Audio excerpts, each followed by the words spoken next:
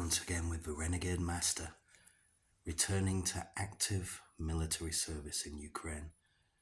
I've just passed the 2-year anniversary of being diagnosed with a series of brain hemorrhages in the subcortical regions of the left hemisphere and lesions, foci of lesions and gliosis, bleeding and scar tissue around the left parietal lobe, the right parietal lobe and the right occipital lobe, with diffuse axonal damage, traumatic encephalopathy. Although Ukrainian neurologists tend to distinguish between what we call CTE, chronic, and they are discrete with an ETE. They're disparate conditions. They're discrepant. Granted, encephalopathy is encephalopathy, but luckily post-traumatic encephalopathy doesn't seem to be neurodegenerative in the way that CTE does. I suppose that's its viler cousin. Mercifully enough, I don't seem to be in a neurodegenerative state. If anything, I've improved my Savian wherewithal.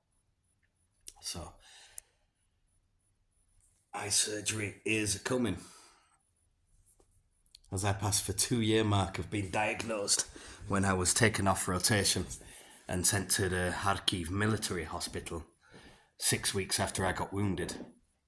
And, better late than never, I suppose. But I'm grateful to be returning to service. I'm grateful to, just a little bit dim and dingy in this neck of the woods, but the International Legion is no more. But I'll be happy to swap my lysergic acid diethylamide-esque jumper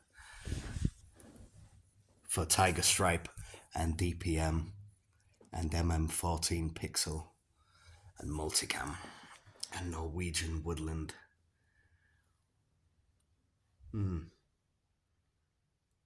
That's the only one I've not worn out there yet, but apparently so. I'm grateful to have a home. I'm grateful to, at long last, get the surgery after being thwarted and impeded by my battalion medic for so long. They say that I'll still have monocular vision, hopefully a little bit less myopia, amblyopia, hemianopia and binasal hemianopia. Maybe less astigmatism. But hey, whatever happens, worse things happen at sea. I'm just grateful to return to purpose, to living purposefully in pursuit of purpose and not pleasure. There'll be time enough for that when the war ends, I would think and hope.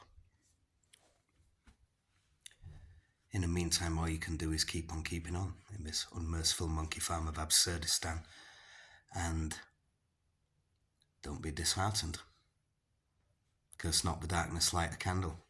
I'm even grateful for all the terrors and horrors and traumas that existed in my life before. Volunteering for a year as a food relief volunteer and humanitarian civilian volunteer, and then as of October 2023 joining the Ukrainian army and remaining under contract until now in 2026, whereby I will return, but to join a DIU unit, GUR, rather than what used to be called the Army Legion. But I'm not necessarily grateful for being held in violent captivity, but I'm grateful for everything that it taught me and all the disillusionments taught me about people and how so many people's words are as cold and empty as a cemetery mist. I'm grateful for the lessons I've learned and the progress I've made. I'm grateful to still be alive. It seems like a military and a medical marvel or miracle. A 120mm mortar exploding right beside my head and just giving me internal brain damage and ocular damage ocular motor nerve damage and some damage to the cerebral cortex and diffuse axonal damage and damage to some cortices and lobes, left and right parietal lobe, mainly the left parietal lobe, and some gliosis on the right occipital lobe as well. But I'm grateful. It's all taught me a tremendous amount. And yeah, the loudest commentators, the talking head whores whoring for prominence, who'd pay for the pleasure of selling themselves.